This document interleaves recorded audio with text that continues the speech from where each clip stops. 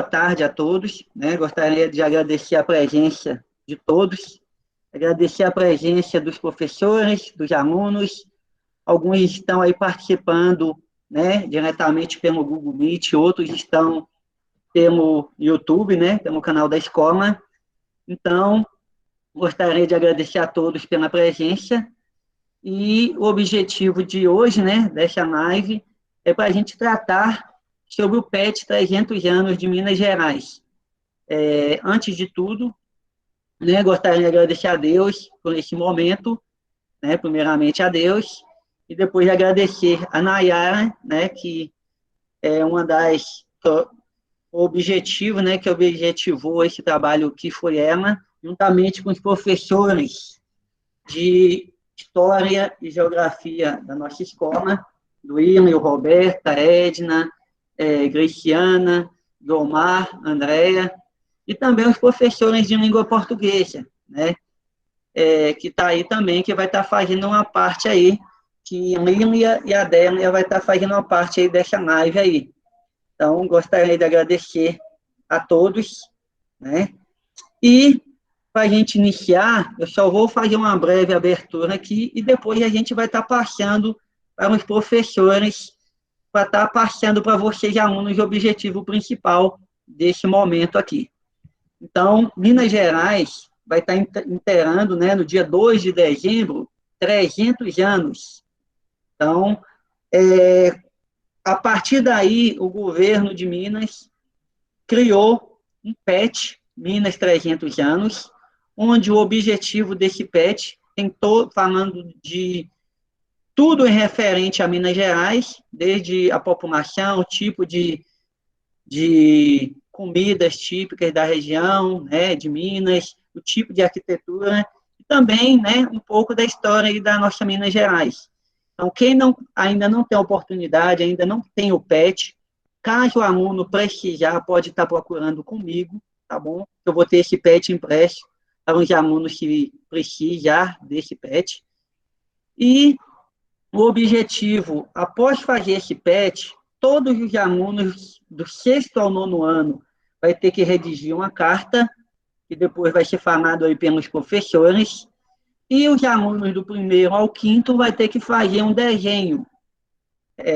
Tanto a carta quanto o desenho, né, o objetivo, né, dessa carta e desse desenho tem que ter a ver com o PET que vocês estudaram, o PET 300 anos de Minas Gerais que vocês leram nesse PET. Então, esse PET é um pouco diferente, que ele não é dividido igual os outros por disciplina, ele é um PET da história de Minas Gerais. Eu espero que vocês façam, porque esse PET tem uma carga horária de 100 horas-aulas, né? Então, eu não vou fazer, eu não vou perder nada, vai perder sim. Você vai perder uma carga horária de 100 horas-aulas. Então, se eu fazer apenas essa carta, meu PET, e fazer a carta, eu vou estar ganhando essas 100 horas-aulas, você vai estar ganhando essas 100 horas-aulas. Então, vocês, alunos que estão nos grupos, né, das turmas, vocês vão estar fazendo essa carta e vai estar tirando a foto da carta e mandando para o professor, né, de forma legível, que ele possa ler essa carta, e os alunos que não estão nos grupos, né, vão estar entregando essa carta para mim. E nessa carta tem que constar o nome da escola, o nome da turma, o nome a série que você estuda, seu nome, né? Então, são algumas itens que tem que constar nessa carta, que depois, provavelmente, o professor responsável por sua turma vai estar passando essas dicas aí para vocês. E outra coisa, alunos, que tem que a gente vai estar utilizando essa carta como, né, eu nem ia falar isso, mas, né, vou estar adiantando para vocês aqui, uma das provas da nossa gincana vai ser essa carta aí. Então, vocês fiquem atentos, quem está lá na gincana lá, né, eu não vou falar o dia e nem qual prova que vai ser, mas essa carta que você vai fazer também vai servir como prova da nossa Giga Pet, que é a gincana que a gente está promovendo aqui na escola, tá bom? Então, no mais, é isso que eu tinha que falar. Prestem atenção nas explicações dos professores agora, tanto em referente à história de Minas Gerais, e tanto também referente, né, a como elaborar uma carta. No mais, né, vou estar passando agora para os professores, eu acho que é Edna, né, que vai dar início agora nas explicações, vou estar passando para a Edna e vou pedir a todos vocês que fiquem atentos à professora Edna, tá joia? No mais, bons estudos e acompanhe a nossa live aí. Com você, Edna. Boa tarde a todos. Começando Minas Gerais, eu vou falar para vocês um pouquinho da economia e da população mineira. Quando a gente pegar Minas Gerais, nós vamos ter aí em torno de 853 municípios.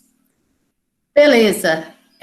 Início da ocupação, século XVI. Esse início, quem vai contribuir para essa ocupação vão ser os bandeirantes, que vão sair de São Paulo em tropas, que são grupos que saem montados em cavalos para o interior do Brasil. Eles tinham dois objetivos principais, que era conseguir áreas para explorar jazidas de ouro e, ao mesmo tempo, capturar índios para vender como escravos. Beleza, com o trabalho desses bandeirantes, vão criar, em 1709, a capitania de São Paulo e de Ouro de Minas Gerais. Então, vai ficar Capitania de São Paulo e Minas de Ouro. Não era Minas Gerais, não, Minas de Ouro. No século, mais ou menos em 1720, é que vai desmembrar São Paulo e Minas Gerais e separa as duas.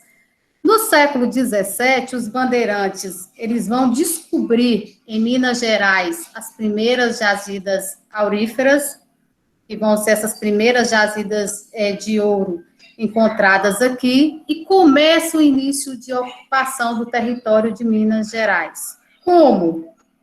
Esse processo, no início, ele vai ser lento, porque as pessoas vão vir do interior do Brasil e da região e de Portugal para explorar essas jazidas de ouro, e vai intensificar mesmo essa ocupação a partir de 1720, com o encontro de diamantes na região que hoje é Diamantina, que é o que vai gerar o nome da cidade, e pedras preciosas. A partir do momento que houve o encontro desses diamantes na região de Diamantina, mas o ouro vai intensificar o processo de ocupação das terras de Minas Gerais. Não esquecendo sempre que, depois da descoberta desse ouro, permaneceu a mão de obra escrava, ela foi importantíssima nesse período, foram as técnicas trazidas pelos escravos que foram usadas para o garimpo do ouro nessa região, e esse ouro todo, essas pedras preciosas, os diamantes, eram todos encaminhados para Portugal, pelo porto de Paraty, no Rio de Janeiro. Já no século XVIII, a região principalmente de Ouro Preto, Mariana, que na época nem se chamava Ouro Preto, se chamava Vila Rica de Albuquerque, onde, devido à descoberta de uma pedra escura, que depois de analisada descobriu também que era ouro, que vai dar nome à cidade depois de Ouro Preto. Século XVIII, a região vai se tornar o centro econômico mais importante de Minas Gerais e vai ter um rápido povoamento. Por quê? Porque vão vir pessoas tanto do interior do Brasil, de outras regiões, quanto os portugueses ocuparem essas áreas para garimpar o ouro. Na colônia, havia produção agrícola? Havia. Mas no início, devido àquele entusiasmo com o ouro, o que se produzia, o açúcar, o fumo, o algodão e outros gêneros agrícolas, eram basicamente para o sustento da população local. Não tinha o objetivo de produzir produtos agrícolas em grande quantidade, não, porque o objetivo maior era a exploração aurífera. Os arraiais, eles vão começar a crescer em volta desses garimpos de ouro, que são logo depois vão se tornar grandes vilas. As mais importantes foram Sabará, Vila Rica de Albuquerque, que hoje a gente chama de Ouro Preto, e Ribeirão do Carmo, que hoje a gente conhece por Mariana. Eram aquelas áreas onde estava no auge da produção do ouro em Minas Gerais, e com isso foram se formando essas vilas, e a sede da capitania em 1709 se tornou Mariana. Beleza.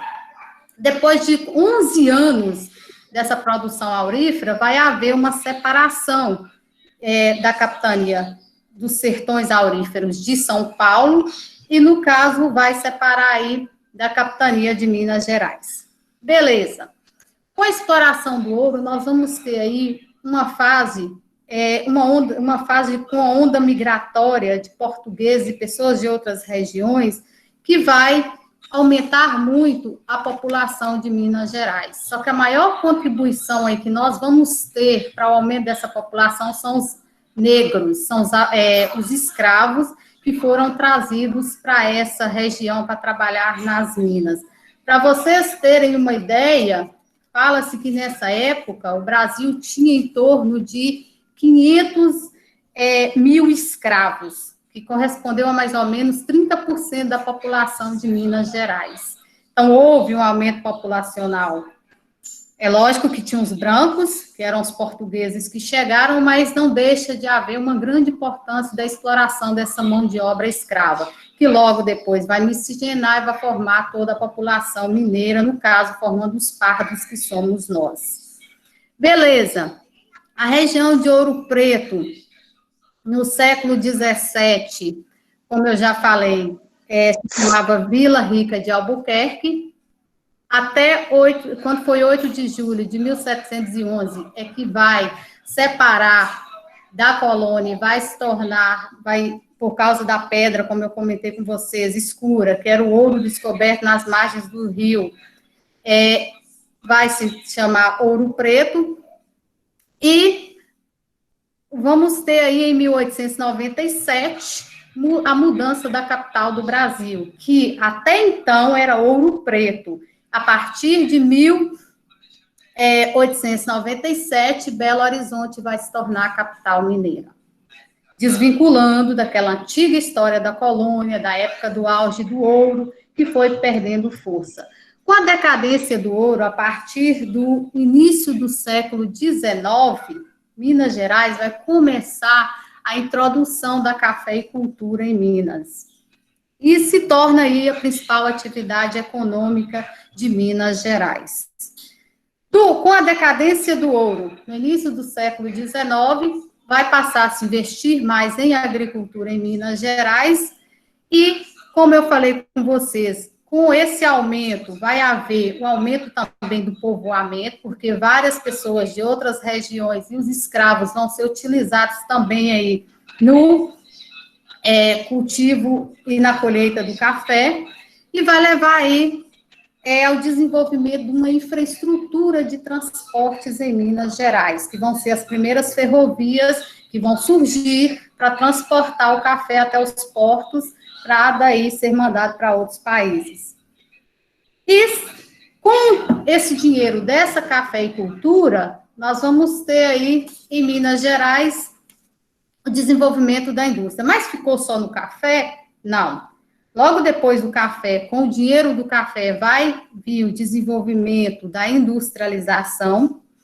A economia mineira, ela vai passar por várias mudanças nesse período de industrialização, até conseguir chegar a um apogeu com a descoberta aí do minério de ferro, e vão surgir as indústrias siderúrgicas, metalúrgicas, indústrias têxteis, indústrias alimentícias, e vai haver uma diversificação industrial em Minas Gerais.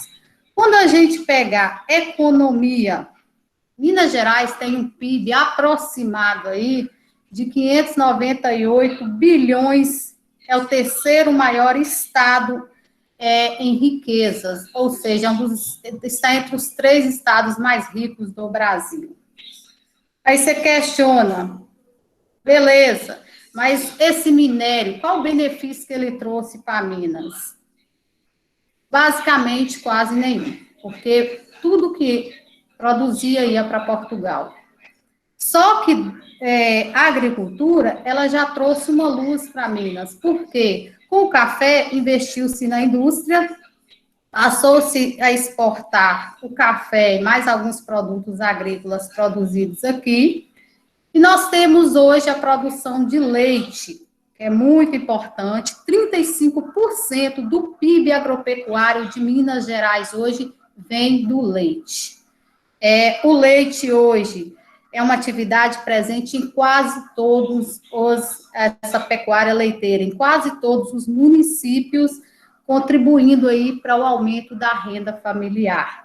Além do leite, nós temos a questão aí de outros produtos agrícolas, como eu já falei, o café, só que hoje um dos principais produtos de Minas Gerais, ainda na questão da indústria, do desenvolvimento econômico, é a exploração mineral. No nosso caso hoje, o minério de ferro, que fez com que surgisse em Minas Gerais aí o Vale do Aço, onde tem várias siderúrgicas que transformam esse minério em ferro e aço para exportação para vários países do mundo. No mais, como eu falei com vocês, nós temos nessa população mineira, além dos portugueses, nós temos os escravos, como eu falei com vocês, na época da mineração chegou a 500 mil, era a maior população de escravos do continente americano.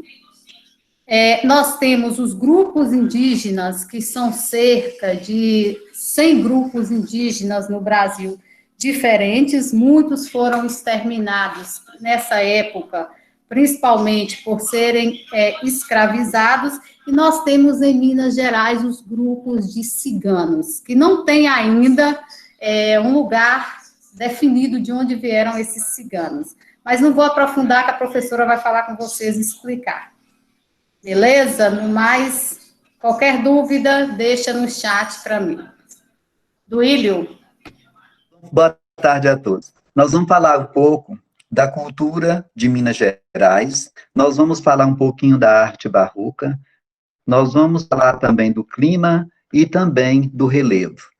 Eu vou começar falando pelo relevo. Minas Gerais, ele é o 5º maior estado em área territorial do nosso país. Dos 26 estados federados, Minas é o 5º em extensão territorial.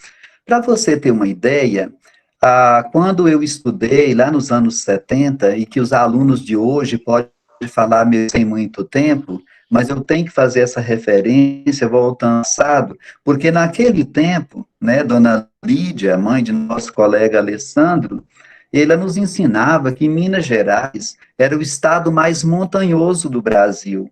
Só que, naquele tempo, era informação que se tinha em geografia ou em ciências humanas, como queira, que naquela época era estudos sociais. Hoje nós sabemos, pelos vários meios e métodos científicos, de que Minas Gerais ele não é o estado mais montanhoso, ele é, sim, o estado mais ondulado.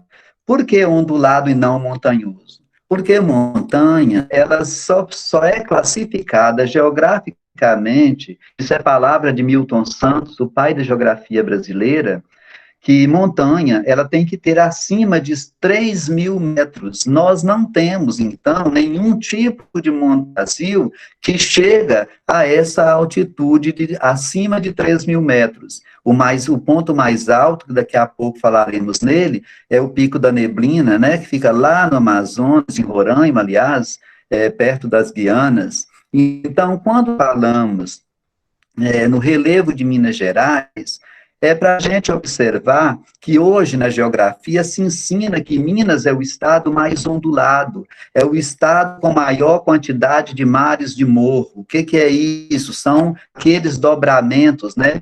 Se você hoje sobe de qualquer local, você vai ver um monte de ondulações, como se alguém tivesse feito um monte de montinhos de terra. Isso se chama morro em geografia moderna. Esses mares de morro, ela constitui o estado de Minas Gerais 3 tipos, que são as áreas planas, os planaltos com terras mais elevadas, também esses mares de morro, aonde normal essas pequenas cidades, como Itaité, Novo Cruzeiro, situa nessa parte baixa, aonde nós chamamos de vale ou bacia, né? Então, quando nós falamos do relevo de Minas Gerais, a gente pode dizer que ele é constituído em grande porção de terras altas, que acompanhando os planaltos, as chapadas, e em decorrência surge um relevo bastante acidentado, como eu disse, e por isso o estado ele tem a predominância de mares de morro.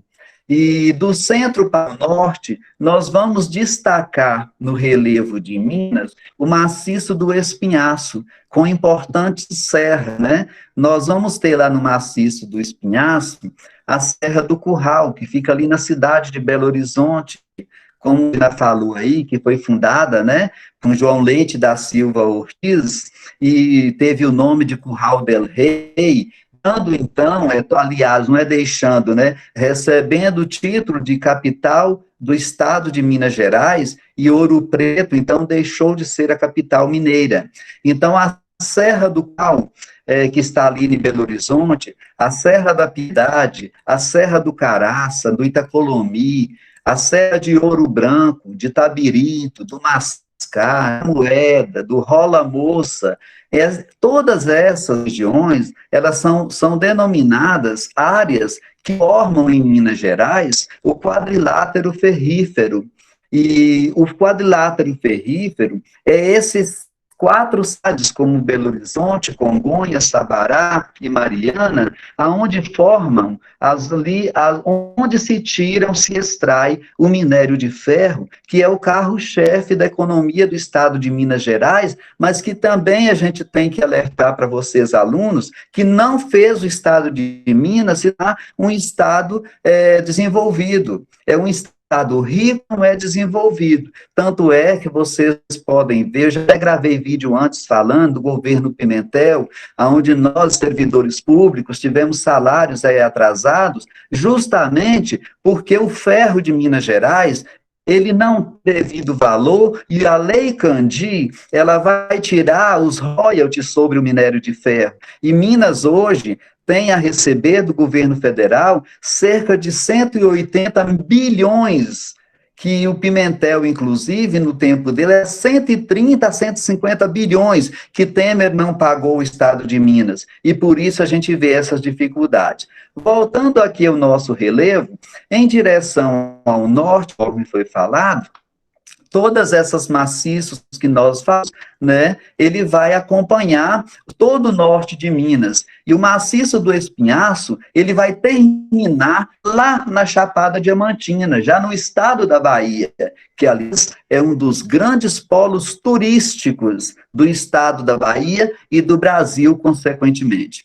Então, em direção ao sul do estado, nós vamos encontrar o Campo das Vertentes, onde se destaca as serras do Lenil e as serras de São José.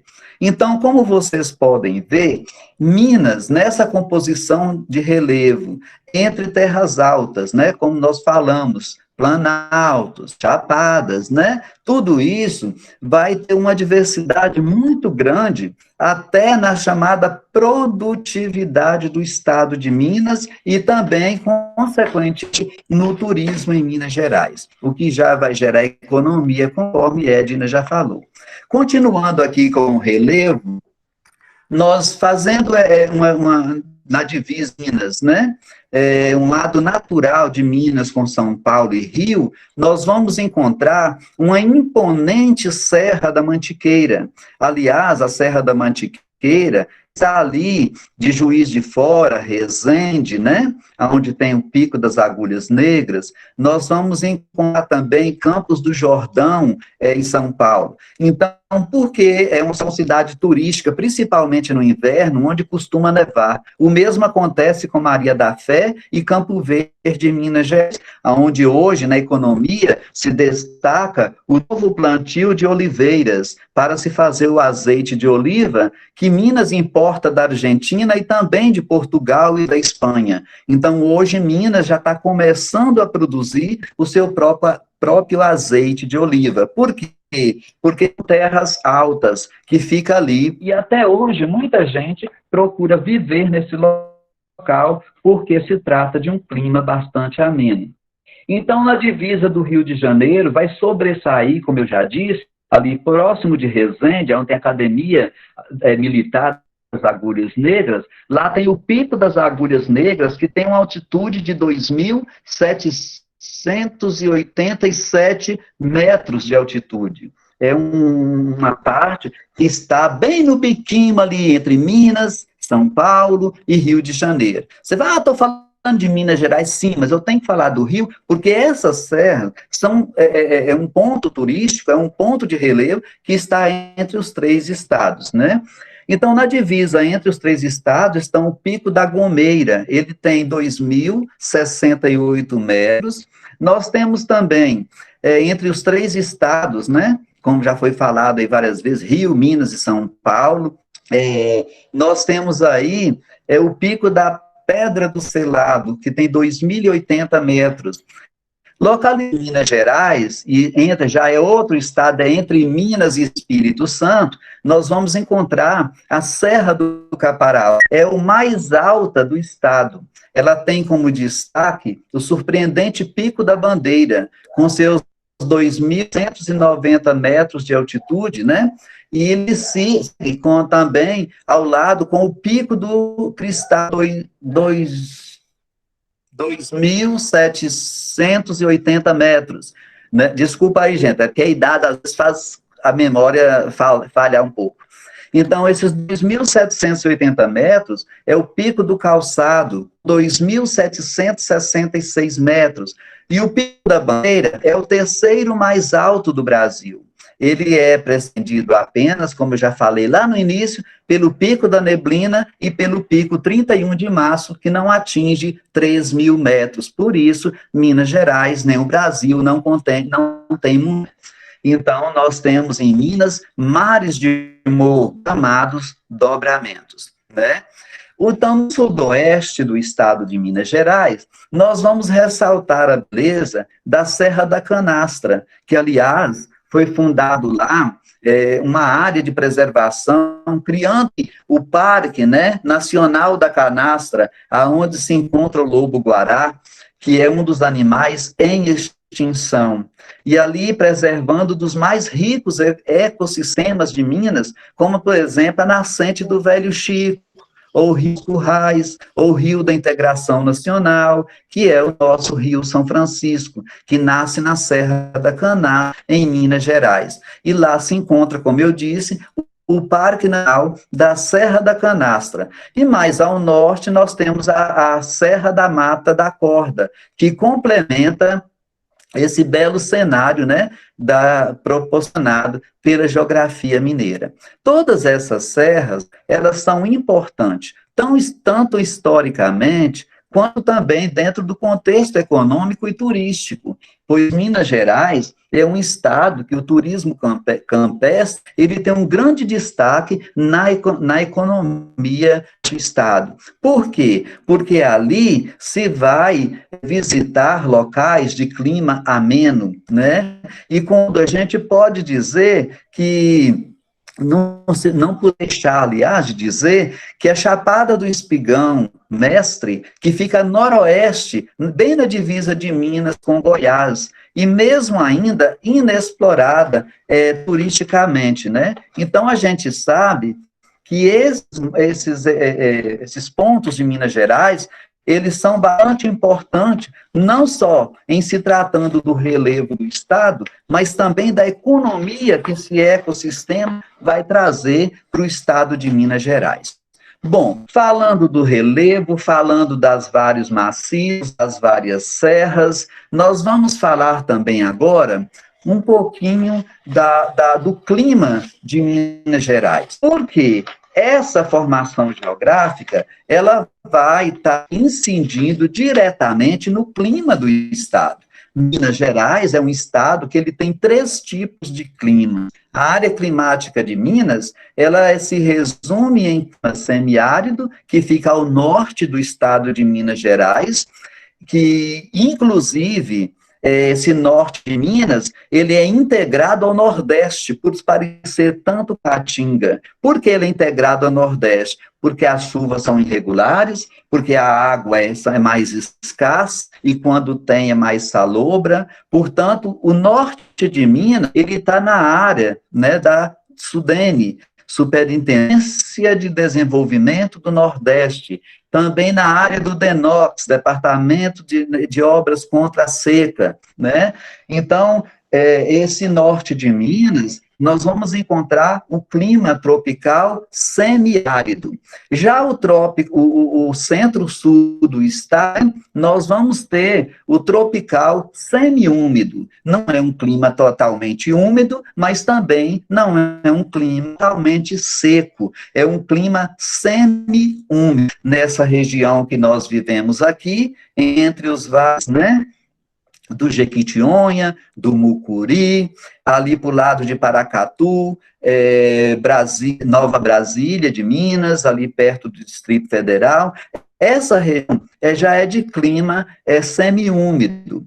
Vamos encontrar também as regiões mais altas, né, como eu disse, os climas de tropical de altitude. Esse clima tropical de altitude, ele vai ser bastante relevante, não só no aspecto turismo, quanto também no aspecto econômico. Como eu já disse, vou voltar a frisar, Campo Verde, Monte Verde, desculpa, Maria da Fé, em Minas Gerais, como Campos do Jordão, em São Paulo, Pico das Agulhas Negras, do Rio de Janeiro, são cidades, são locais que nevam, né, pela altitude, cai neve durante o inverno. E como eu disse, essa postura de clima ameno, que não passa dos 19 graus nessas terras altas, nós vamos clima tropical de altitude, aonde Maria da Fé, além do turismo, como em Monte Verde, nós vamos destacar também a plantação de oliva, que eu já disse, estou voltando a repetir. Por quê? Porque o azeite de oliva, além de ser essencial para a saúde, é também importado do Brasil, lá da Argentina, lá da Espanha, lá de Portugal. E nós, hoje em dia, eu digo nós, mineiros, né, temos o orgulho de dizer que tanto em Monte Verde quanto em Maria da Fé, nós vamos encontrar grande plantação de oliva, as oliveiras, né, e dela vai ser extraído o azeite de oliva, que é um azeite de oliva que vai também diminuir para o Brasil a quantidade a ser importada, e nós vamos produzir. Então, falando também, agora nós vamos falar um pouquinho da cultura de Minas Gerais. O mineiro, ele tem uma cultura muito rica. Primeiro, ele tem os seus requisitos culturais lá da escravidão. Por isso, os quilombos, né, os quilombolas, nós temos também o batuque, nós também as danças africanas, que tem no Brasil todo, mas eu estou ressaltando Minas Gerais, porque aqui nós temos o Congado, como tem Goiás, nós temos também a Festa do Divino, nós temos também a Folia de Reis, que infelizmente está sendo morta a cada dia. Itaipé, até 10 anos atrás, se tinha a Folia de Reis. Vou até lembrar da pessoa que era o titular dessa cultura em Itaipé, que era o finado Júlio, pai de Gilmar, né? Gilmar foi prefeito, pai dele, ele era um folião, então ele cantava as folias de reis, é muito bonito, inclusive, e é uma cultura que aos poucos vai se morrendo, vai se matando, devido à juventude não estar aderindo, e nem os mais antigos também ter buscado jovens para integrar esses movimentos. Então, nós temos o carnaval, nós temos também vários outros tipos de cultura, como a culinária, que é bastante rica, né? Nós vamos falar do frango com oropronome, o frango com quiabo, né? Também é de Minas Gerais. Nós temos o pão de queijo, que é o carro-chefe na amostragem do Estado, para fazer ele ser reconhecido mundo afora.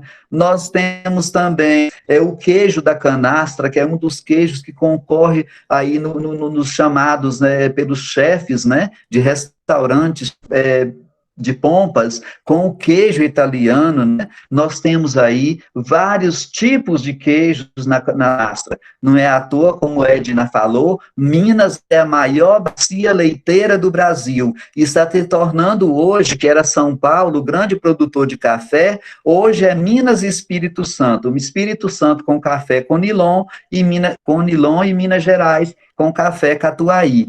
Então, hoje, Minas exporta café de altíssima qualidade, como exporta os produtos derivados de queijo. Então, hoje, a Bacia Leite Minas, né, que já emprestou para a história, que os professores vão falar futuramente, da chamada política do café com leite, né? Então, isso aí já é história. Mas, voltando aqui para a nossa cultura, nós mineiros temos sempre o hábito, né, de estar comendo pãozinho de queijo, um franguinho com quiabo, ora por um nobis, também o biscoito, né, de queijo, e tudo que for de leite e queijo, nós mineiros temos aí culinária, que se eu for falar aqui do feijão tropeiro, entre outros mais, eu vou ficar o dia todo falando de tanta diversidade. Nós somos os estados que têm mais diversidade na culinária brasileira. Só para vocês terem uma ideia. Nós vamos falar um pouco da arte. Minas Gerais, como vocês sabem, é um estado chamado de museu a céu aberto. Por que museu a céu aberto? Porque nós temos Tiradentes, Del Rey, Congonhas do Campo, Sabará, Mariana, Cerro, Diamantina, Ouro Preto, né? São todas cidades turísticas, devido a chamada Ciclo do Ouro, onde se fez um casari usando uma arte do século XV e XVI, que é a chamada arte barroca. E a arte barroca, ela não só vai nos dar essa cidade histórica de beleza, né, incomparável, como também vai formar para a nossa história vários cidadãos, como o mestre Ataíde e o Aleijadinho, que são grandes pintores e escultores da arte barroca. A arte barroca, ela tem uma tendência de ir mais pelo sacro, né, o sacrossanto, ou seja, pela religiosidade. Então, se vocês forem ver, um dia na vida visitar essas cidades históricas, vocês poderão ver, não só na fachada das casas, como também nos tetos das igrejas, principalmente Mana, Ouro Preto, Sabará, Congonhas do Campo, onde tem obras do mestre Ataíde e também de Aleijadinho. Né? Em Congonhas do Campo também, nós vamos ter várias obras, né, esculturas feitas em pedra-sabão, onde nós temos os 12 profetas Aleijadinho. Por que pedra-sabão? Porque naquele tempo eles tinham uma grande dificuldade de importar da Europa a matéria-prima para fazer essas esculturas. Então, como se fala do jeitinho brasileiro, foi um jeito que deram de usar a pedra-sabão, que é uma rocha mais mole, para poder fazer as suas esculturas, que hoje são reconhecidas na arte barroca no mundo inteiro. Então, nós sabemos, né, que elas veio para o Brasil pelos padres beneditinos, freis beneditinos. Foi numa época que aqui no Brasil se iniciou no século XVIII, aonde nós vamos ter o ciclo do ouro e toda a pompa, né? Por isso tem tanto detalhe, né, nas nossas igrejas e também no casario, devido ao ciclo do ouro. Ouro Preto, a Vila Rica, ela chegou a ter 4 milhões de habitantes, que é a população de Belo Horizonte hoje, né? Até um pouco menos. Belo Horizonte de 4 milhões. Naquele tempo chegou a esse monte de gente. Por quê? Por causa, como Edna já falou, né, da migração, e todo mundo queria buscar o ouro. E Portugal sonhava em encontrar esse ouro aqui, justamente porque a Espanha que havia encontrado muita prata no México, né? E o Portugal não queria também ser mais um explorador de colônia e que não desse resultado. Foi por isso que nós vamos encontrar ouro em Ouro Preto, antiga Vila Rica. Depois vamos passar, que isso é assunto para outro tipo de lá, outra época, o Tratado de Tordesilhas, aonde Portugal ficava com as terras do leste e a Espanha com as terras do oeste. Só que aí, a procurar do ouro de Minas começou a ficar escasso, eles adentraram Goiás adentro, inclusive para o norte do Brasil, fundando cidade, e o que veio mais tarde, o Tratado de Madrid, né, dizer que quem havia ocupado as terras seria dono. Então, Minas Gerais se tornou um grande produtor de ouro e o Brasil tornou esse gigante, o quinto maior país do mundo em área territorial, justamente por causa das entradas e das bandeiras que ocuparam terras da Espanha, quando, na verdade, Portugal invadiu esses. E Portugal, ele fez muita coisa aqui no Brasil Colônia, que história vai estar falando para vocês aí, inclusive um movimento chamado Inconfidência Mineira. Da minha parte, eu vou terminar por aqui, deixando para vocês em aberto, qualquer dúvida pode me perguntar, ok? Abraço a todos. Olá, boa tarde a todos. Tá, Tudo boa bem. tarde, alunos, alunas, professores. Para quem não me conhece, meu nome é Roberta e eu estou em substituição à professora Eloá. Tudo bem? Então, vamos lá. Eu vou falar sobre o ciclo do ouro. Edna até deu uma começada a falar. O ciclo do ouro. Ciclo. Por que ciclo do ouro? Porque ele teve início, meio e fim, né? Começou no final do século XVII e perdurou por todo o século XVIII, especificamente entre 1700 a 1780. O ouro foi de suma importância para a economia de Minas Gerais.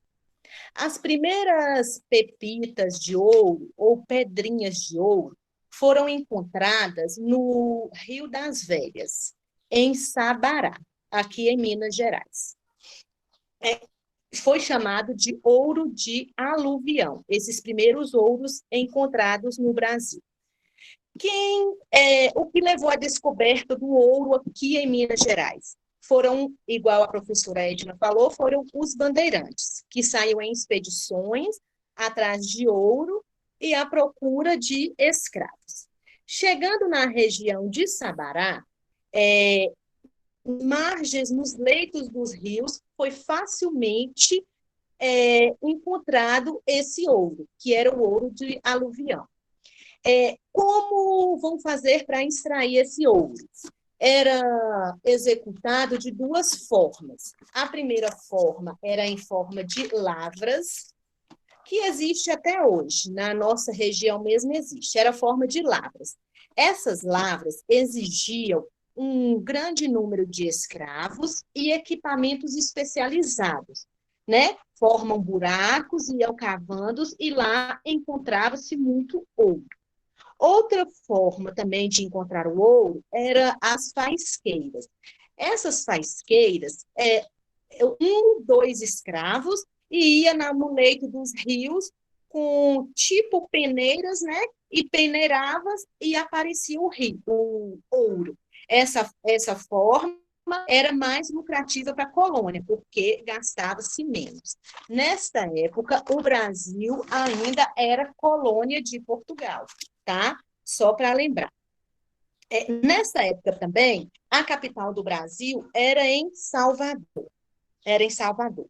Só que estava vindo tanta gente em busca do ouro, era tanta gente em busca do ouro, e o ouro estava dando tanto lucro, que a capital foi transferida de Salvador para o Rio de Janeiro. E a nossa população brasileira, Brasil Colônia, saltou de 300 mil para 3 milhões de habitantes. Era muita gente em busca do tão sonhado ouro. Era gente demais. Aí o que aconteceu? Não ia ter abastecimento alimentar para esse tanto de gente. O Brasil era colônia. Minas Gerais ainda era pequeno. Não tinha como abastecer tanta gente. Então, mesmo tirando o ouro, sendo uma riqueza, o povo passou fome. As coisas, os valores aumentavam. Nessa época era réis. Aumentava, assim, absurdamente.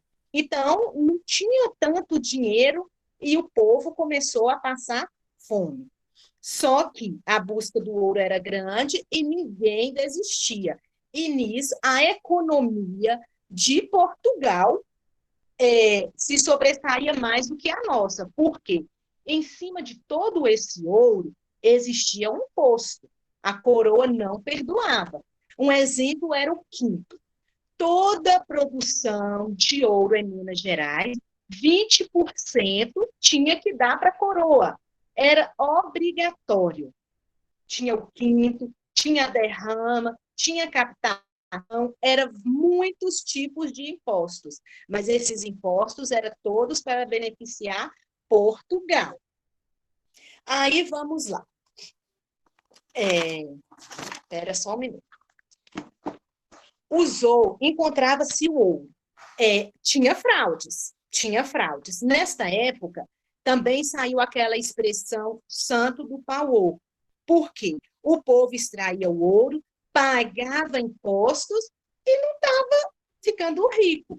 Aí eles começaram a sabotar o ouro. Eles levavam o santinho para as lavras, quebrava o santinho, deixava ele todo oco e escondia o ouro dentro do santo. Aí saía a expressão santo do pau oco, porque eles escondiam o ouro para roubar o ouro da coroa e não pagar os impostos. A coroa descobriu essa fraude. O que eles começaram a fazer? Todo o ouro que era encontrado eram derretidos, transformados em barras e tinha que receber o selo da coroa. Para fazer isso tudo, era usado a casa de fundição. Era nessas casas de fundição que se derretia o ouro e selava o ouro. E só podia ser vendido, só tinha legitimidade o ouro que tinha o selo da coroa portuguesa. Isso era para evitar a fraude, tá? Com a descoberta do ouro em Minas Gerais, também apareceu as cidades, né? Que foi a cidade de Sabará, de Ouro Preto, de Diamantina. Nessa época, Minas Gerais não se chamava Minas Gerais. Ela se chamava Minas de Ouro, devido à quantidade de ouro que era extraída no nosso estado. Mais tarde, que mudou-se o nome e passou a chamar-se Minas Gerais. Até aqui tudo bem? Se eu estiver falando rápido, vocês podem me corrigir, tá bom? Só que nada dura para sempre, né? Teve o início do ouro, que os bandeirantes descobriu, que era fácil de encontrava no leito dos rios, como eu falei, né? Lá no Rio das Velhas. Aí teve o meio, que foi uma economia rica, alta, que gerou muito dinheiro para a colônia, mas especificamente para Portugal. Mas como nada é para sempre, o ouro também chega ao fim. O ouro começa a esgotar. E começa a surgir muitos conflitos. Né? Que a professora Gleiciane vai falar desses conflitos, que foi a Inconfidência Mineira, os emboabas, teve muito conflito. Por quê? O pessoal começou a achar injusto trabalhar e mandar toda a riqueza para Portugal.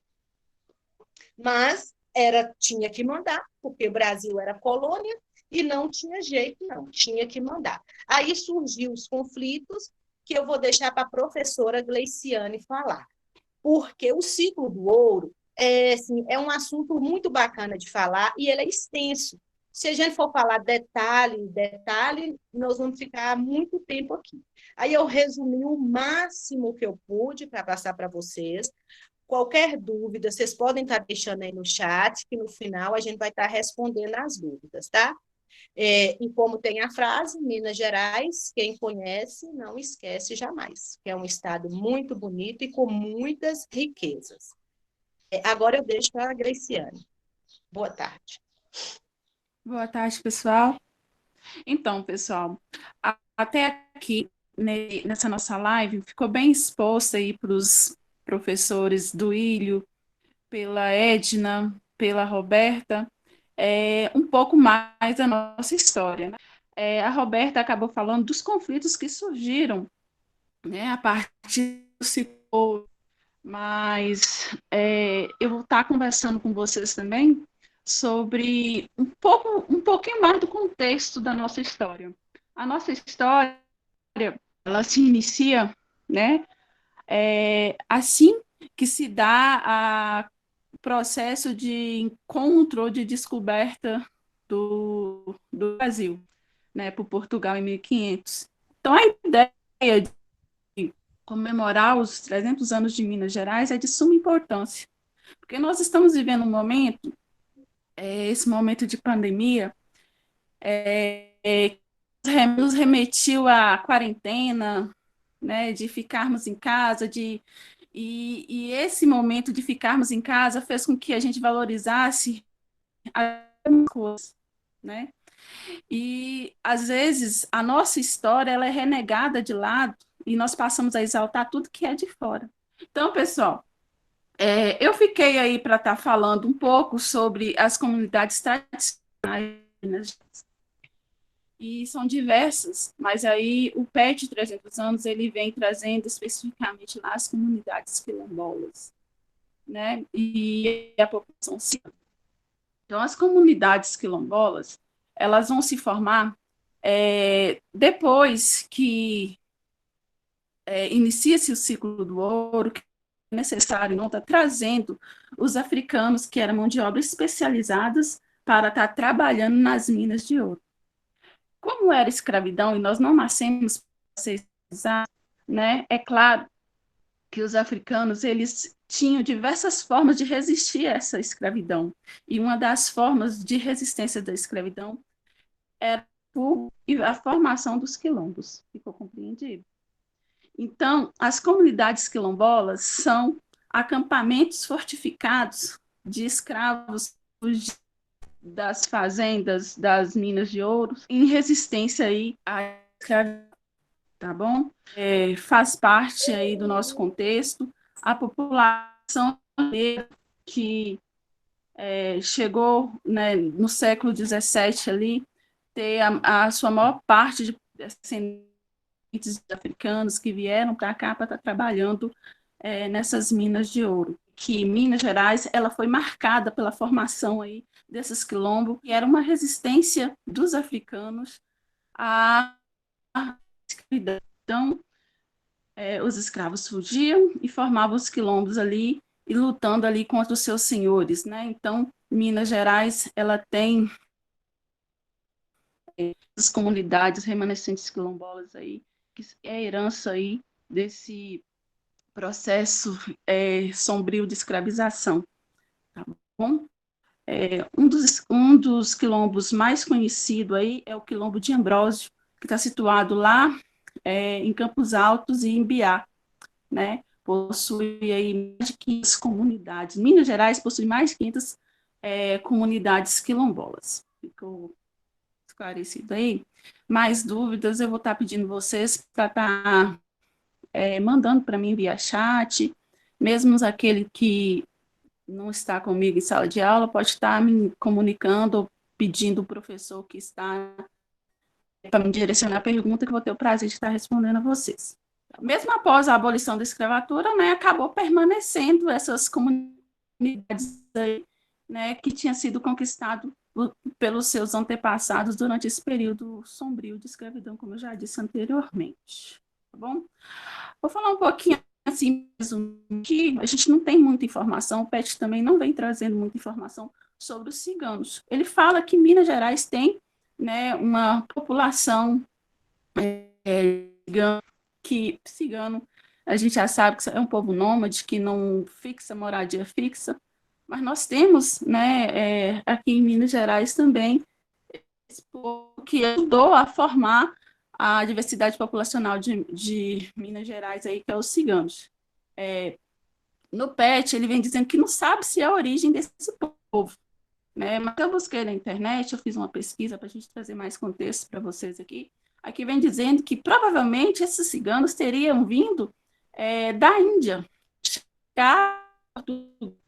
no século XVI, e acabaram sendo expulsos, né, degradados para o Brasil. O Brasil acaba recebendo, né, uma grande quantidade de ciganos que havia sido expulsos de Portugal, degradados aqui no Brasil, que, pelo que entende-se, Portugal ele queria povoar, né, o território brasileiro, principalmente com povos, né, de coloração mais clara, e para ele era mais interessante ter cigano do que indígenas, porque aqui eles sofriam também com o problema da resistência indígena, que também foram escravizados pelos europeus e que resistiam, né, duramente, bravamente, a esse processo de escravização.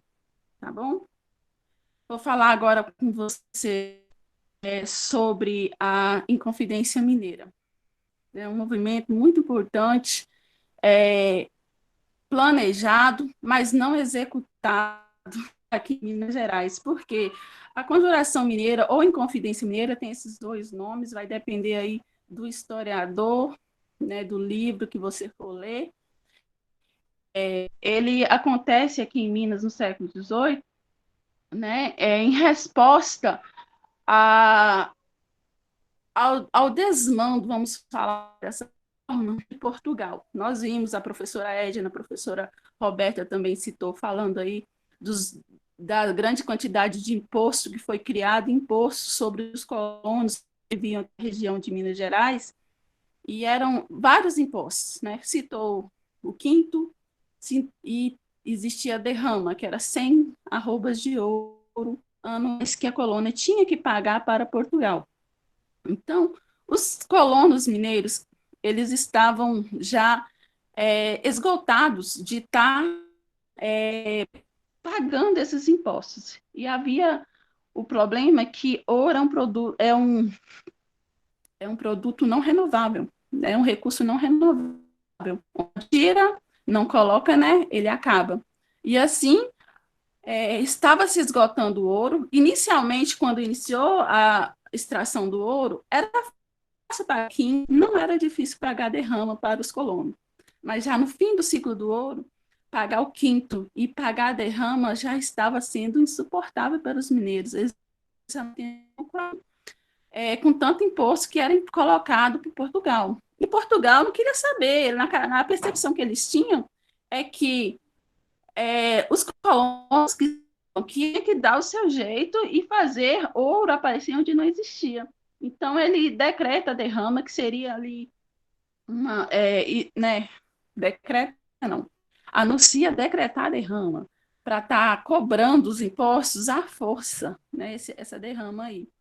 E em Minas Gerais, inspirado no movimento do iluminismo que estava acontecendo na França, os meus alunos, a gente trabalha muito em sala de aula, é muito importante esse contexto do iluminismo que acontece ali no século XVIII.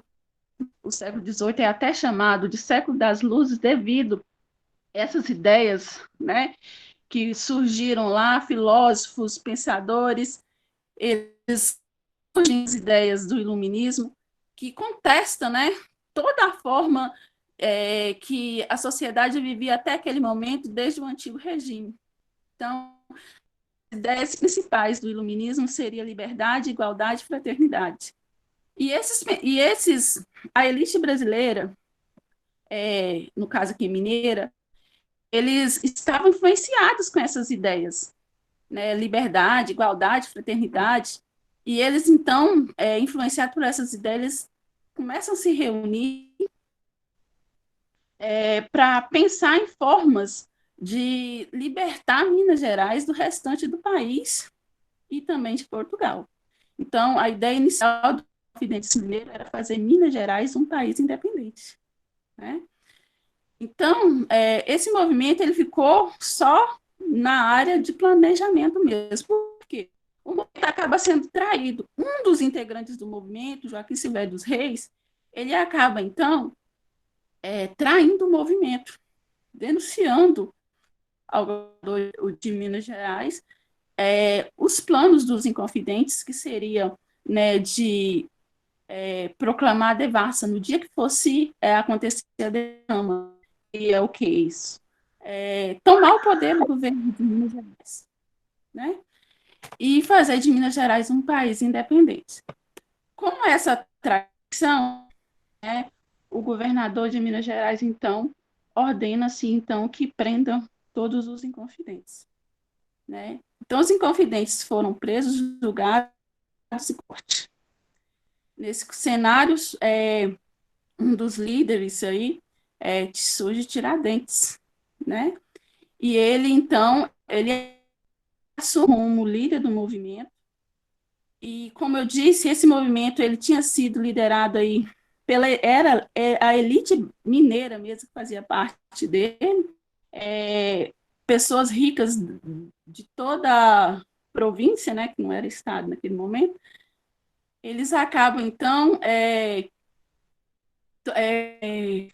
gerando comoção, né? E acaba que, logo em seguida, a pena deles foram mudadas. Alguns foram levados para fora do país, sendo degradados, e Tiradentes é tido aí como Marte, né? Morto, enforcado no Rio de Janeiro, seu corpo esquartejado, e colocados a parte do corpo dele nas estradas que ligam Rio de Janeiro a Minas Gerais, a cabeça exposta, né, na cidade dele. Então, pessoal, Minas Gerais é rica em cultura, rica em arte, rica em história. E nós precisamos conhecê-la para valorizar. Então, convido vocês a olhar com carinho esse PET 300 anos. Não posso me estender mais aqui, porque nós programamos, né, que a live durasse 1 hora, já tem aí cerca de 1h30, apesar do atraso. E vou convidar vocês a estar trazendo perguntas, respostas, buscando mais curiosidade e compartilhando conosco. Vai ser um prazer estar respondendo para vocês, tá bom? Então, encerro aqui a minha parte. Estamos aí para crescer e para buscar mais conhecimento e compartilhar com vocês. Boa tarde. Boa tarde a todos. Bom, eu sou a Adélia, professora de língua portuguesa. Eu e a professora Lília estaremos falando um pouco sobre a atividade proposta nesse PET em comemoração aos 300 anos do nosso estado, Minas Gerais.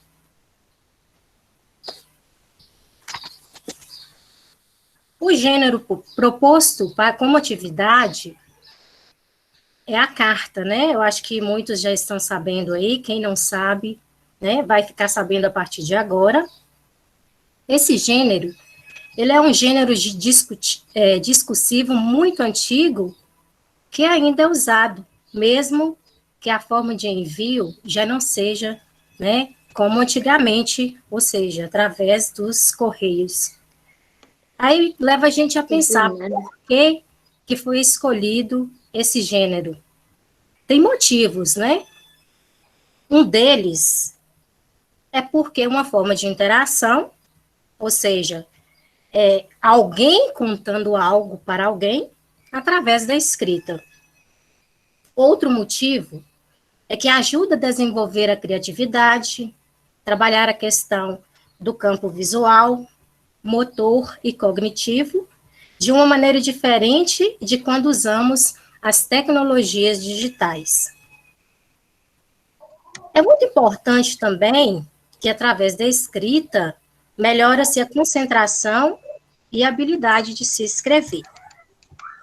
Vamos agora ao que é mais interessante, né, neste momento, o que mais nos interessa. Primeiro, 2 questionamentos. Primeiro, para quem mandar essa carta, E segundo, sobre qual assunto você irá falar. Estou direcionando aos alunos de todas as turmas do 6º ao 9º ano. Lembrando-se que ao produzir essa carta,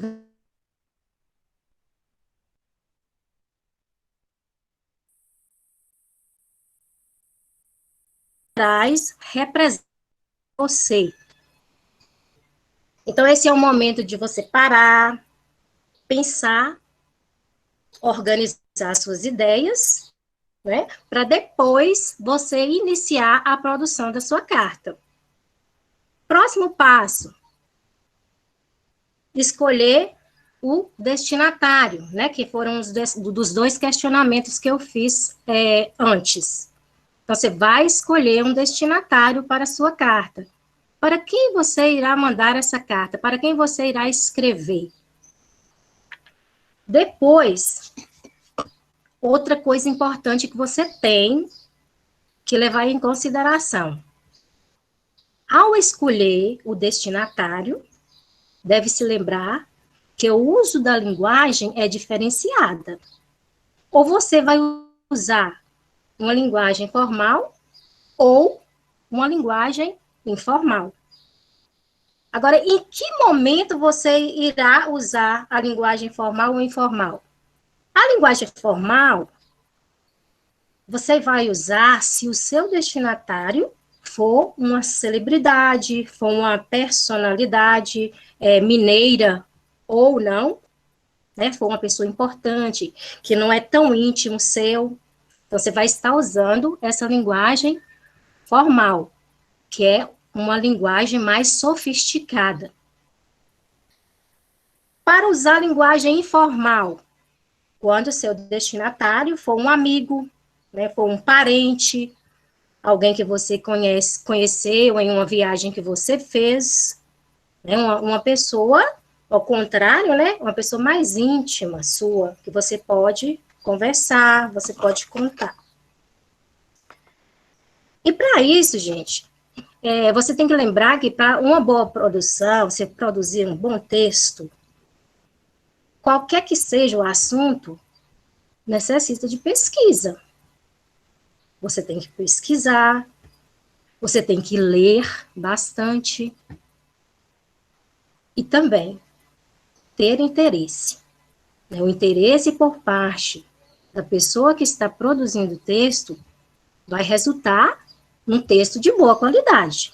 Então, você tem também de ter interesse, não é fazer por fazer, fazer de qualquer jeito, ok? Então, nós vamos aqui, eu e Lili, a gente pensou em expor para vocês umas dicas, né, para uma produção, ou seja, produzir um bom texto, você escrever ou criar um bom texto. Primeiro, conheça o PET comemorativo dos 300 anos de Minas Gerais. Se você ainda não viu, né, não visualizou, está no grupo, você vai entrar. Se não está lá, a gente vai providenciar, vai estar colocando, e você vai acessar esse PET. Um dos professores aí até falou que não tem, se não me engano foi Deliciana, que o PET ele não traz muitas informações. Mas o que tem, o que contém lá vai ajudar muito a você produzir um texto bom. Além, né, de você estar conhecendo esse PET, você vai ser obrigado a pesquisar sobre os assuntos citados no quadro 2, que são os eixos de pesquisa, né? A postagem também se encontra no grupo das turmas. A gente vai estar colocando mais alguma coisa mais claro lá para vocês também, vocês podem estar olhando no grupo.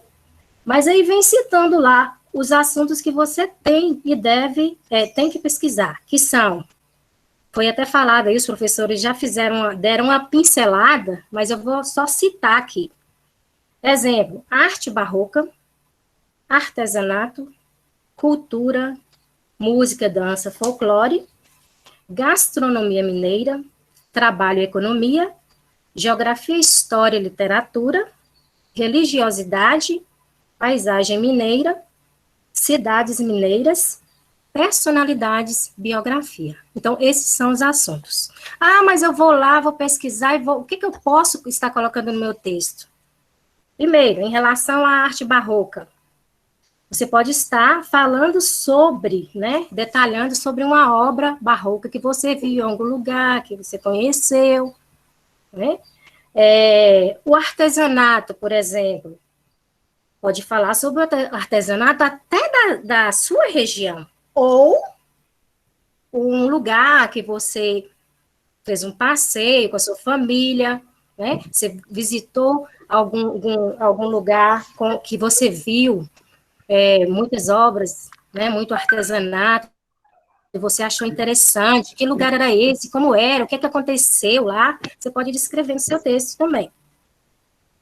Em relação à música, cultura, dança e folclore, falar sobre um músico mineiro. Ah, eu gosto de fulano de tal.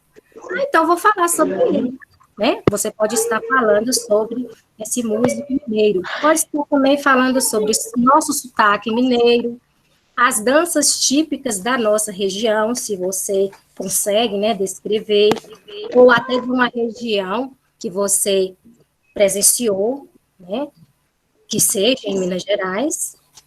Gastronomia mineira, falar sobre comidas típicas da região, como é preparada, né? Trabalho e economia, o que essa cidade produz? Geografia, história e literatura, pode estar contando a história da sua cidade.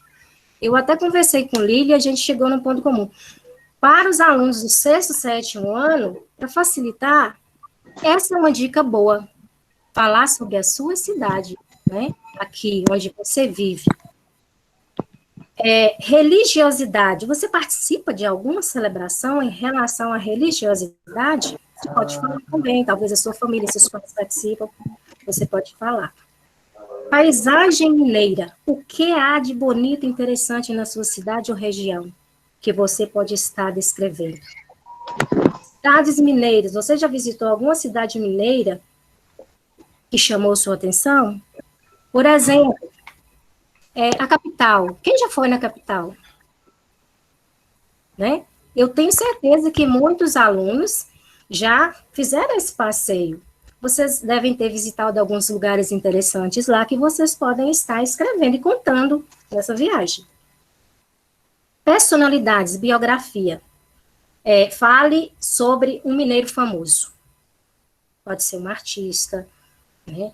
Pode ser um escritor, pode ser uma pessoa importante que tem uma história significativa. É uma dica também. Bom, nós observamos aí que há uma diversidade de assuntos, né? Você só tem que procurar, né? Pesquisar, ler, ter disponibilidade para ler, né? Não ter preguiça. E dentre esses eixos de pesquisa, você pode escolher um do seu interesse. Não quer dizer que você, eu vou ter que ler tudo. Não, vai naquele que você tem interesse, que é do seu interesse, que você goste, e leia bastante sobre ele. E mais, além de tudo isso aí, você precisa assistir os vídeos disponíveis nos grupos, analisar o questionamento feito para a produção dessa carta.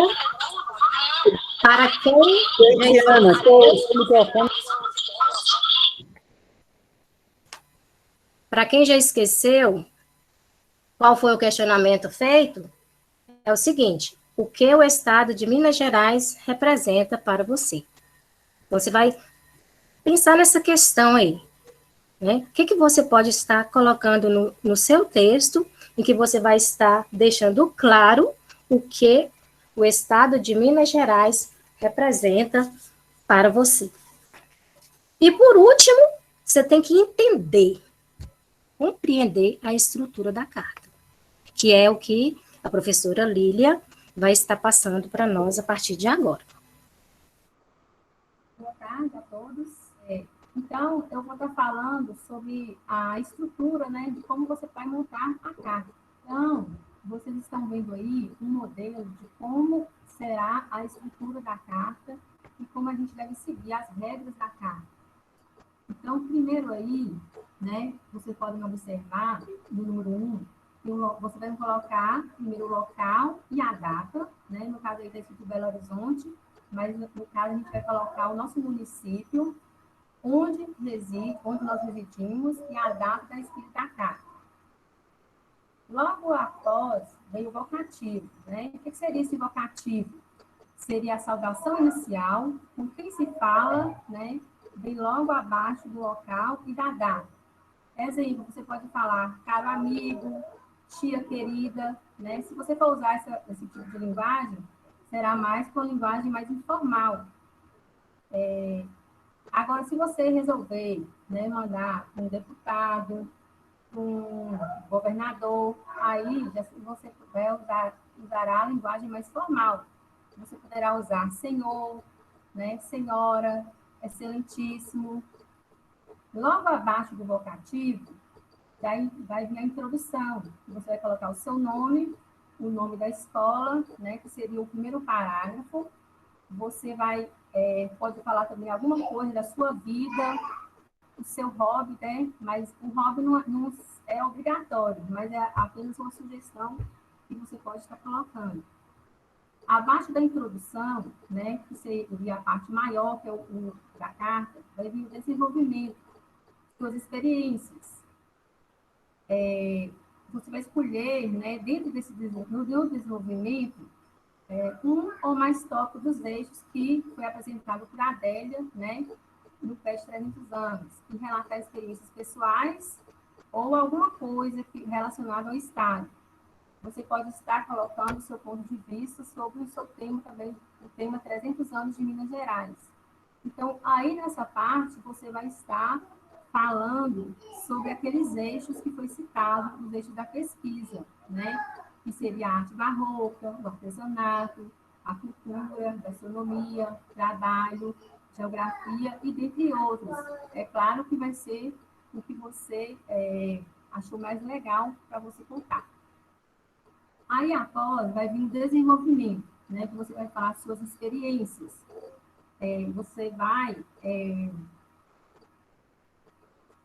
ficar, depois do desenvolvimento, vai vir a conclusão, né? Com a saudação.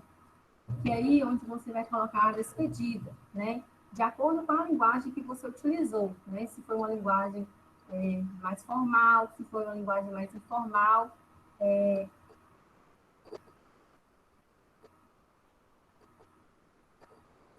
Se você, dependendo do que você for falar, uma sugestão é você colocar assim, espero que você tenha gostado do meu relato, de conhecer um pouco do estado onde eu moro, né? Aí, após da conclusão, você irá colocar uma saudação, né? Atenciosamente, um forte abraço, beijos carinhosos e dentre outros. Todos esses itens que eu estou falando agora são obrigatórios para você colocar em sua carta. Aí, após essa saudação, você colocará o seu nome, né? Lá no final. Então, todas essas regras, toda essa estrutura que eu falei aqui, você deve seguir para você fazer a carta. E eu queria falar um aviso importante, quando você for escrever seu texto, né, você revisar com cuidado, passar a limpo, né, ler, olhar sua ortografia, sua gramática, né, se teve concordância, coerência, a coesão, né? Resumindo, se tudo que você escreveu teve sentido, né? Teve um início, um meio, um fim. Nós queríamos dar outra sugestão, igual a Adélia sugeriu, né? Você procurar falar de uma coisa que está mais dentro da sua realidade. Se você viajou para algum lugar, você comentar, né? Você pode falar da sua cidade, algum lugar que você gosta, que você foi, que você achou bonito. Então, são sugestões que a gente dá. Então, o que eu tinha que falar sobre a estrutura da carta seria isso. E aí, qualquer dúvida, né, a gente vai estar respondendo nos chats e estamos à disposição de qualquer coisa.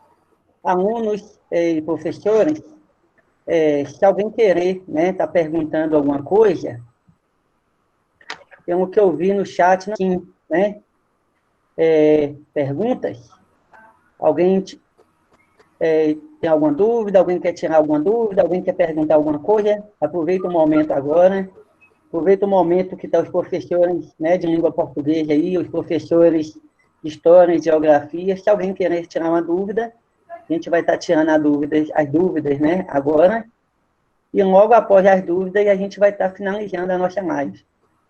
Eu vi que teve um aluno que perguntou o que seria o remetente e o destinatário. Felipe perguntou aqui se tem um prazo para escrever a carta, né? Esse prazo, a gente, né, o aluno já escrever essa carta, já pode, né? A partir do momento que ele tiver o conhecimento dos assuntos que ele vai estar colocando nessa carta, ele já pode começar a escrever a carta. A gente vai estar estipulando o prazo aí para estar recolhendo essas cartas de vocês entre o dia 11 ao dia 13. Olha, está perguntando se vai ser por foto. Então, aí o aluno vai estar mandando a foto, né? Ou, né, se puder, ou já outra forma de estar enviando para o professor, pode ser também. Se ele fizer ela manuscrita e querer tirar a foto, pode enviar a foto para o professor, ou se ele fazer também no computador, ele pode estar enviando essa carta para o professor também.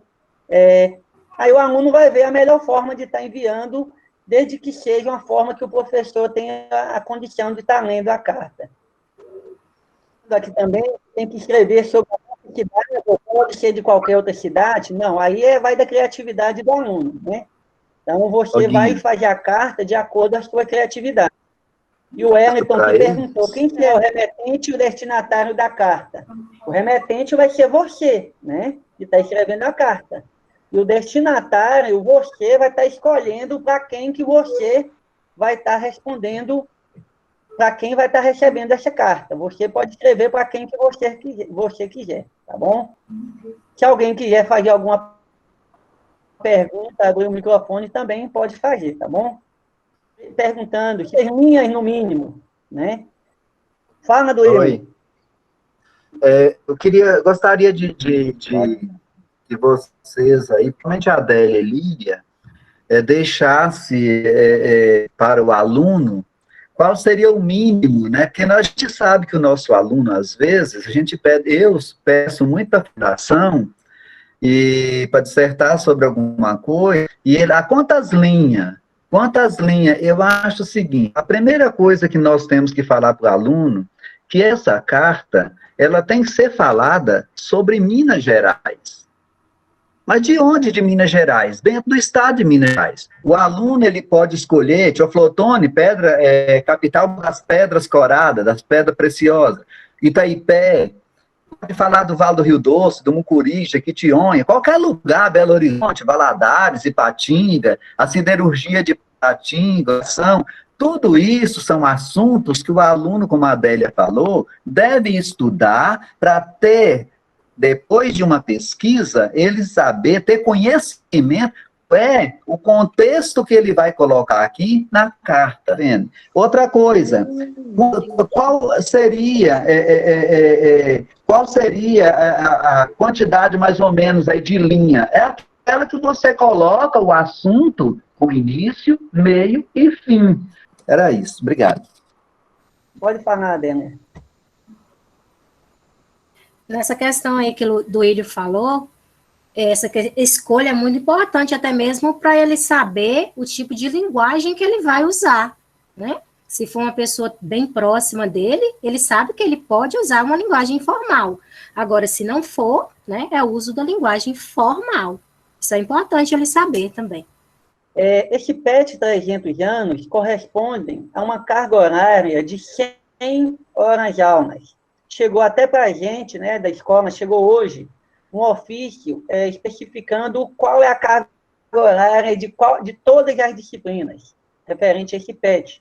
Depois eu vou até postar para os professores no grupo, onde tem a carga horária distribuída para todas as disciplinas. O aluno que não realizar a carta, ele não vai ganhar essa carga horária correspondente. é como ele levar falta correspondente a 100 horas aula. Só para vocês terem uma noção, educação física durante o ano todo corresponde a 80 horas aulas. É mais do que você não assistir às aulas de educação física no ano todo. Então, ele tem uma carga horária, né? Então, o PET, ele é obrigado, eu falo assim, é obrigado, hoje no mundo a gente não é obrigado a fazer nada. Mas para você conseguir a sua carga horária para ser aprovado, você vai ter que fazer essa carta. Né? Eu costumo brincar com os alunos que vêm aqui pegar a PET comigo aqui em casa. Para quem tem dificuldade, este ano é o ano mais fácil para um aluno ser aprovado. Se ele fazer todos os PETs de todas as atividades propostas pela escola, nos grupos, pelos PETs, praticamente ele vai estar sendo aprovado. Praticamente. Não estou falando que ele vai ser. Então, façam as atividades propostas, faça a carta, simples, você não vai perder aí mais do que 2 horas ou 3 horas para pesquisar, para ler o PET e transcrever, né, a sua carta. Então, faça aí com o maior carinho. A gente vai estar também, depois, né, as melhores cartas, nós vamos estar pedindo, né, os alunos para estar postando nas nossas redes sociais da escola, no Instagram, no Facebook, né, e também nós vamos estar premiando também essas melhores cartas, tá bom? Independentemente lá do GigaPet, essas melhores cartas, nós vamos estar selecionando as melhores, já vai ser 1, 2, 3, não, se as melhores for 10, nós vamos selecionar as 10 melhores. Se as melhores for 2 ou 3, vai ser as 3 melhores. Então, os professores vão estar selecionando as melhores para a gente estar expondo, né, essas cartas nas redes sociais, de acordo o aluno e o pai autoriza também a gente está colocando nas nossas redes sociais essas cartas, tá bom? Então, é obrigatório. Mais alguma pergunta, gente? A lei até colocou aí também, né, que é para enviar a carta para o professor responsável de cada turma, se escrita, né, com letra legível, né, ou então digitada também. Então, é para estar enviando para o professor responsável, não postar ela lá no grupo, tá bom? Igual, se o professor responsável da sua turma for Edna, você vai enviar para a Edna, e assim por diante. Mais alguma dúvida? No PET, tem umas atividades para fazer elas também. No PET anos finais, se eu não estou enganado, só tem uma cruzadinha, né? Então, a única atividade que tem lá é essa cruzadinha, que ela serve também para você aprofundar um pouquinho os conhecimentos, né? Vai te ajudar até na carta, no decorrer da carta. Mais alguém? Está perguntando de novo aqui, então, pessoal, pode falar de qualquer cidade. Pode falar de qualquer cidade, mas se de repente você não querer falar de cidade, gente, eu vou falar da sopa de banana que faz lá na roça de minha avó. É uma comida típica, eu não vou falar de cidade. Eu vou falar lá do clima de Minas Gerais. Eu não vou estar falando só de cidade. Então, não significa que a carta é para falar de cidade, né? Então, são vários assuntos que você vai ver lá no PET Minas 300 anos, e você pode escolher um, né, daqueles temas, ou mais de um para você falar, tá bom? Então, no mais, eu acho que é isso aí, né? Gostaria de agradecer novamente a Nayara, aos professores de História, Geografia, de Língua Portuguesa, tá bom? Gostaria de agradecer vocês, agradecer a todos os professores da escola que estão aí engajados nessas atividades, e também, né, gostaria de parabenizar vocês, alunos, que, né, participaram desse momento, né, dessa live aí. Com certeza, depois nós vamos estar promovendo outras para vocês, e no mais, né, a gente vai estar finalizando agora, e é isso aí. Muito obrigado a todos, e em nome da escola, né, estadual professora Francisca Matos, agradeço a todos vocês, e até a próxima. Tchau, tchau.